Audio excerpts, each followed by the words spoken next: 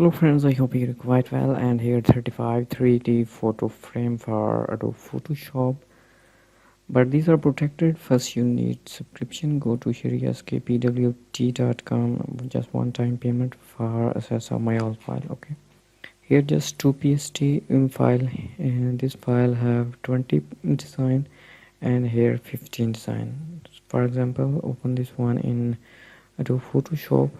Okay, so scroll down, wall 2, wall 3, wall 4, 6, 7, 8, 9. Okay, for example, extract this one, and now we need a photo.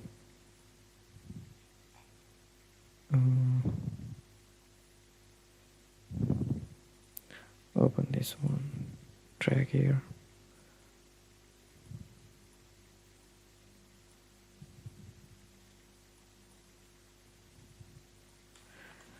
Control S,